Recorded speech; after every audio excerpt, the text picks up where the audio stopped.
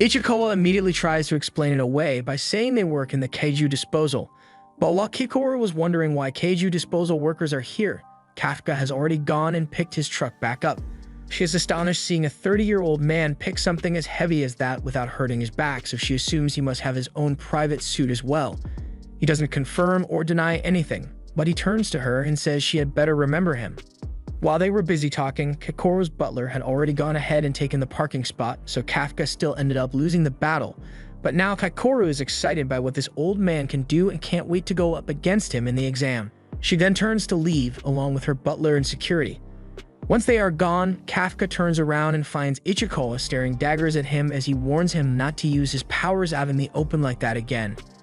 Kafka apologizes, but he only transformed the parts that would be hidden by his clothes. He thought it would be fine. Some guards come over to ask if everything is alright now, but for some reason they were nowhere to be found when Kikoru was tossing Kafka's car.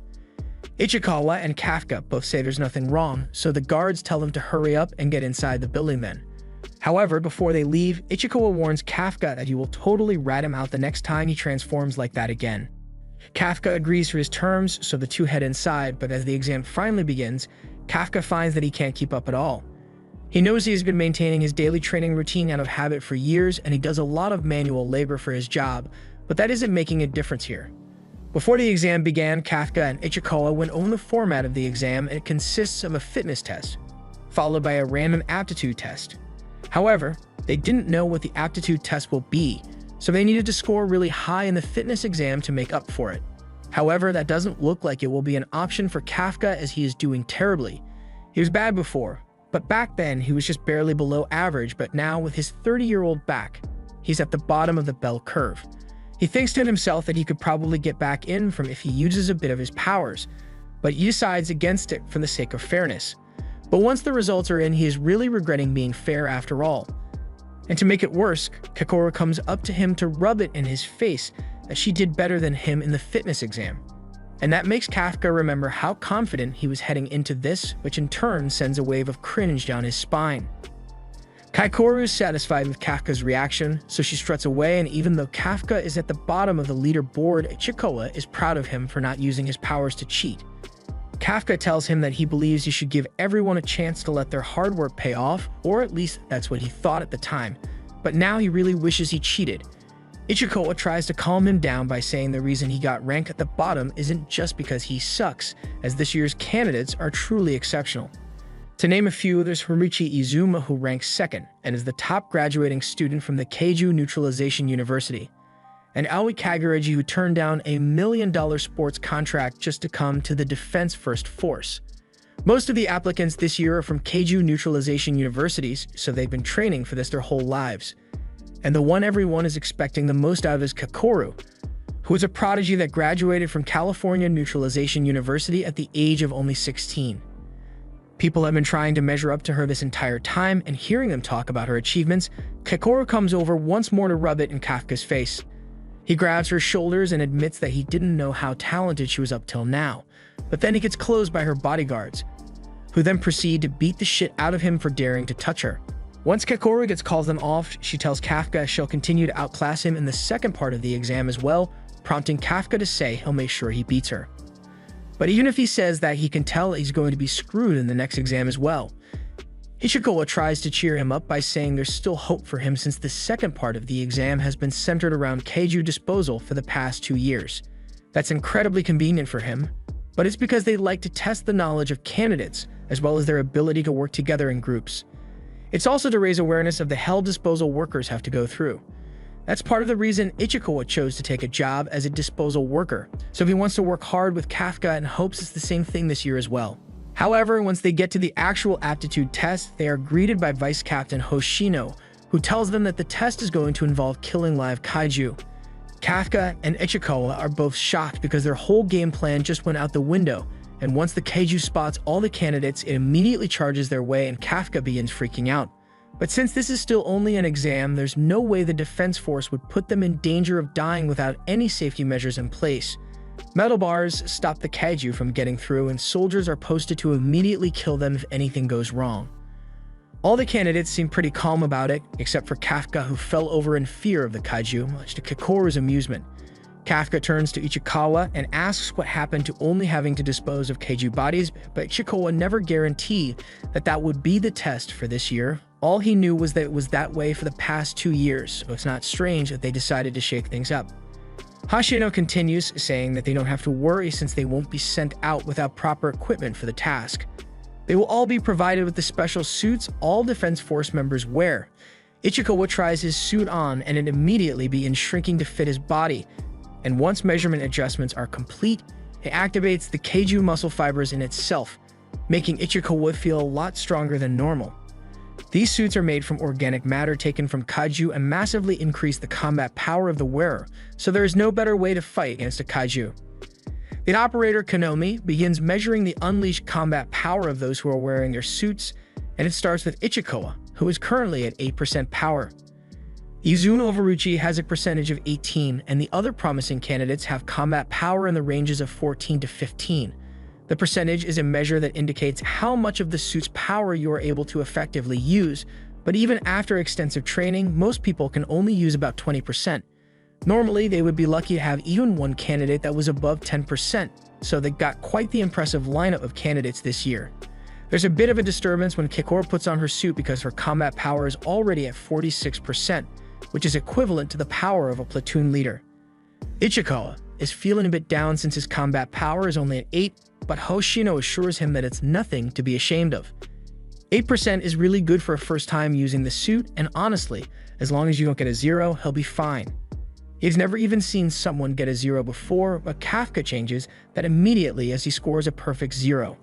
Hoshino finds the whole thing absolutely hilarious, so he takes a liking to Kafka, even though he's probably going to fail the exam anyway.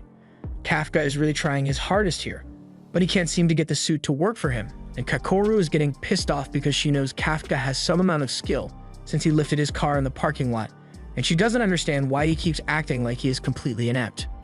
Hoshino enters the room, and since everyone has gotten their suits on, the exam will now commence. The candidates head out into the training area, and he explains over the comms that their targets are going to be one big Kaiju and 32 smaller ones scattered throughout the testing area. These Kaiju caused 15 fatalities already, but they were captured alive for the sake of being used as training aids. The candidates are tasked with killing them with anti-Kaiju weapons, and their actions will be tracked by the plethora of surveillance drones that will be flying in the sky. If at any point they look like they are going to die, then their suits' shields will be activated, and they will be disqualified. Hoshino can't guarantee that all of them will be able to survive this next test, but if they are all willing to sign a death waiver, then they are free to begin. As the test commences, they all rush out into the field, and Kakoru is leading the pack with her impressive mobility. As she spots the first Kaiju, she takes it down in one shot, and she is showing no signs of slowing down. Meanwhile, Kafka is showing no signs of moving at all since with his output at 0, all the equipment is way too heavy for him to manage. That aside, Ichikawa doesn't know what they are supposed to do since neither of them has much firepower with their suits, but then Hoshino mentions that Captain Mina is here in person to watch the exam, so Kafka gets a fire lit under him to perform well. He turns to Ichikawa and explains what he thinks the objective of this exam is. The control room went through all the trouble of getting drones to follow everyone, which wouldn't make sense if all they cared about was the number of Kaiju you managed to kill. That means they are testing the ability of the candidates to adapt to different situations, so since they lack the necessary firepower to be the damage dealers, they should focus on support instead. As they are running through the streets, Ichikawa notices some fighting happening to their right, so they head over there to provide support. They get to cover, and once Kafka gets a good look at the Kaiju, he realizes that he has seen this kind of Kaiju before. And since he knows how its body works, he knows just how to defeat it as well. He runs out from behind the rock and throws a stun grenade at the Kaiju, explaining that this kind has terrible eyesight but really good hearing. So a stun grenade to the head will render it deaf and an easy target. So now that it is stunned, he calls over Izumo and tells him to aim for the Kaiju's stomachs, since the skin there is much weaker than the rest of his body. Izumo is skeptical at first, but since the Kaiju is about to get back up, he does as Kafka says, and he is able to shoot a hole through the Kaiju's stomach. He is impressed with how accurate Kafka's info was and thanks him for the assist, and immediately after, both Kafka and Ichikawa continue running to find someone else to assist. They take apart more Kaiju bodies than they can count, so they know everything there is to know about their strengths and weaknesses, so Kafka can be useful without needing to use his Kaiju powers. However, while he was in the middle of planning out their next assist, Kafka gets blindsided by a kaiju that bursts through the rubble and smashes him into a wall. The control room sees that Kafka is badly injured from that hit he just took, and the kaiju is still approaching him. So Hoshino says they should start getting ready to deploy his shield. Kafka knows how bad this looks for him, and he is aware that the control room is probably going to engage his suit's shields, but that would mean he gets disqualified, and he doesn't want to disgrace himself anymore while Mina is watching him. He tries to get up, but it doesn't look like he's going to make it out of this in time. Hoshino had figured that Kafka would be the first to have to drop out, which is a shame since he really likes how funny he is. But before the control room can deploy Kafka's shield, the Kaiju is suddenly defeated by Kikoru. She stands over Kafka and says he doesn't get to quit as long as she is still on the battlefield, and Kafka was almost grateful to her, until she mocks him and says he should just stay here and keep being useless while she finishes off the rest of the Kaiju. The other candidates don't want to let her steal all the glory, but the fact of the matter is that she is just better than everyone else, so there's no way they'll be able to keep up with her. Kafka wants to get back in the fight as well, but he realizes that his leg is completely broken, so he can't stand up at all. He gets connected by Hoshino and is informed that the suit has picked up that Kafka is badly injured and possibly bad internal organ damage, so Kafka has to make a choice whether to give up or not. He still has the will to continue, but then he remembers that he has the lowest amount of talent of any of the candidates, so he will never be able to stand by Mina's side because he isn't good enough for that. Hoshino suggests that Kafka drop out of the exam for his own safety, but even if he knows he isn't cut out for this and people think he looks stupid for trying so hard, the choice to keep going is his own to make, and he isn't going to give up anymore. Ichikawa comes over to check on Kafka, but he says he is okay and even manages to get back on his feet despite his leg being broken. If he's willing to go that far, then they see no reason to force him to quit now. But if things get ugly or his condition deteriorates in any way, then his shield will immediately be activated and he will be disqualified. Kafka is happy to continue under those conditions, but he can't deny that his condition is nowhere near decent enough to keep up with Ichikawa, so he tells him to go on ahead without him since he doesn't want to slow him down. But Ichikawa isn't going to just leave him behind because they came here together, and they are going to finish the exam together no matter what. Kafka is touched by Ichikawa's consideration, so the two agree to work together, and since Kafka's leg is still broken, Ichikawa is carrying him on his shoulders, much to Hoshino's amusement. Ichikawa feels embarrassed with how people are staring at him, but this is the only way they can keep going as a team, so Ichikawa will act as the legs, while Kafka uses his years of Kaiju knowledge to help them attack, and all the while Hoshino is seriously considering giving them a passing score just because he thinks they are really funny. While Ichikawa and Kafka are trying to catch up, the other front runners for the exam are still killing Kaiju and trying to not lose to Kikoru, but she is just too damn good. She proceeds to steal the kills of everyone she comes across, so they all slowly give up on even trying to help. Midway through, Kikoru switches to a staff and uses it to decapitate the last small Kaiju in the area, so the only one left is the giant one and she's already all over it. She throws a grenade at it to cause a distraction, and while it is still confused, she jumps off the buildings and comes down on it from above before firing a shot straight through its mouth.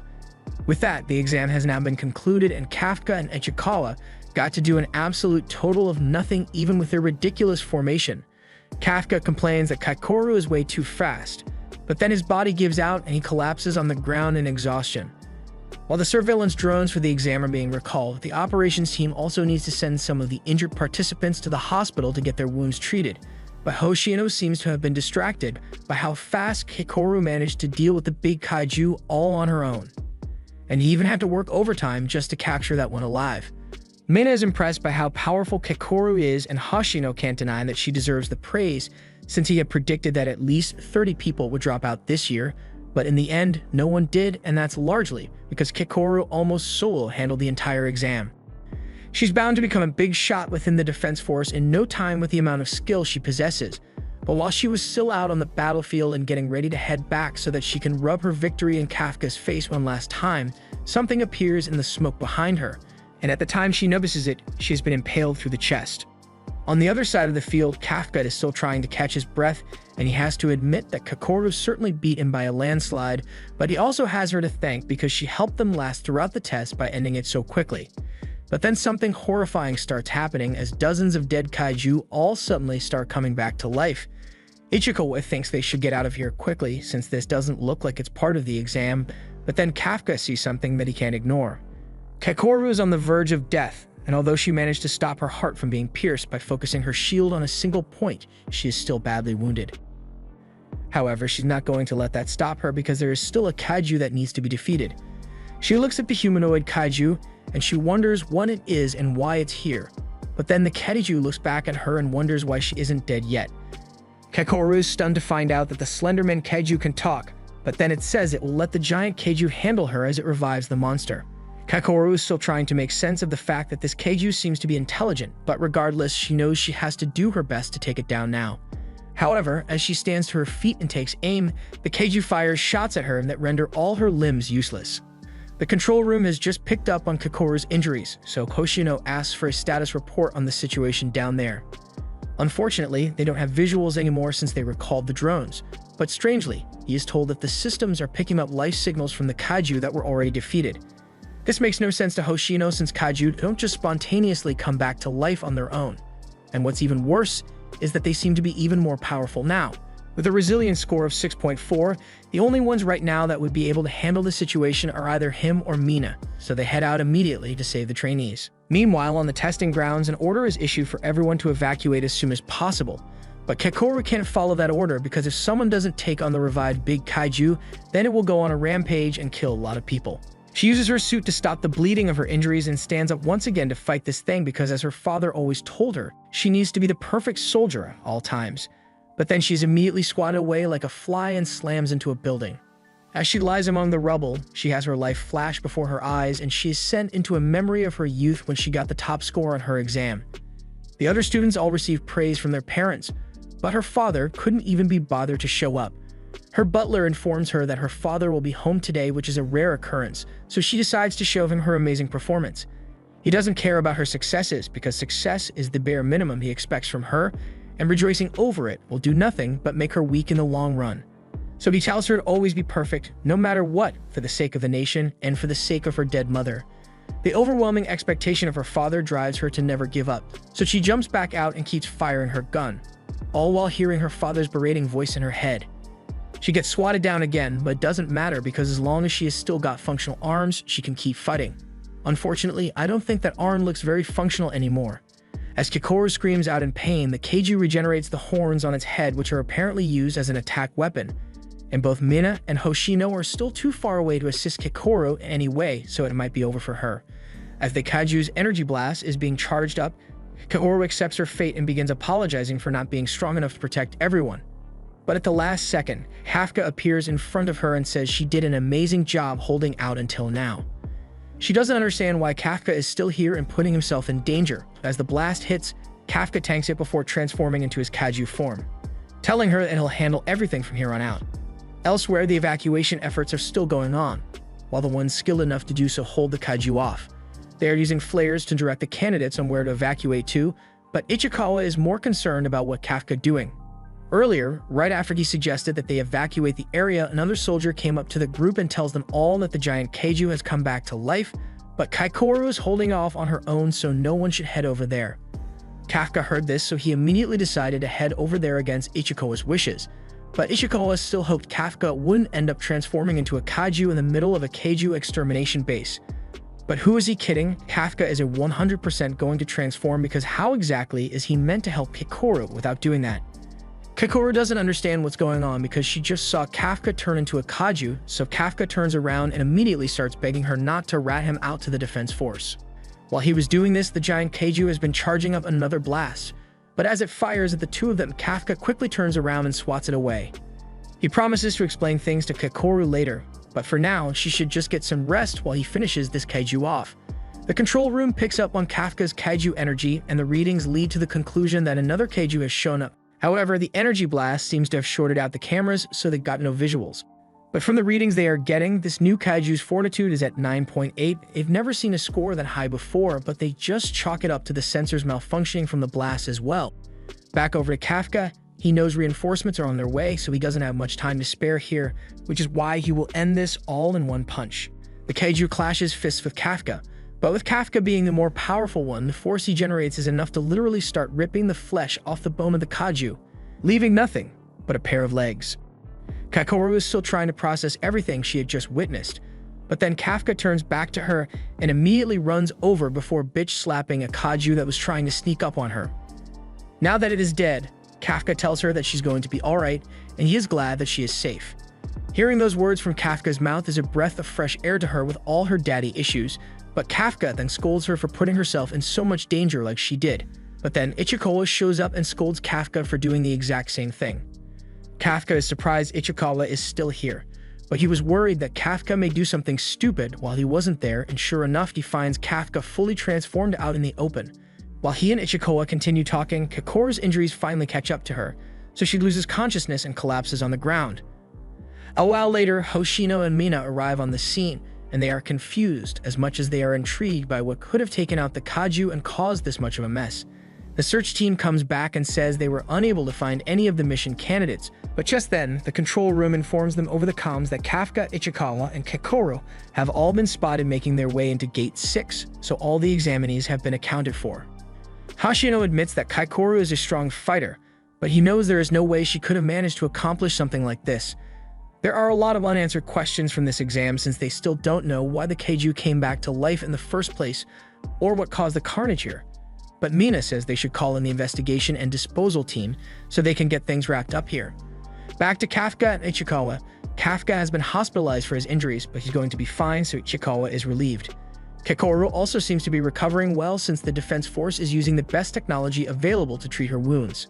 Kafka gets a little angry because he doesn't get the same special treatment she does, but then again, all he has is a few minor fractured, so compared to Kikoru, she probably needed it more. Mina has been listening in on their conversation, so she steps in and thanks them both for saving Kikoru's life by carrying her to safety. Kafka wants to talk to her, but he decides to hold off for now until he officially becomes an officer. On Kikoru's end, she is still recovering in the recovery pod when Hoshino comes in and thanks her for her hard work in defeating that Kaiju. She looks a little conflicted, so Hoshino asks if she wasn't the one who defeated the Kaiju. Kikoru remembers what happened with Kafka saving her, and even though he is a Kaiju, she can't bring herself to sell him out since he was so kind to her, so she lies and says she killed the Kaiju after all. Back in town, the report on the incident at the Defense Force has finally made it to the news, and the Slenderman Kaiju is currently listening in to hear how much carnage he managed to cause.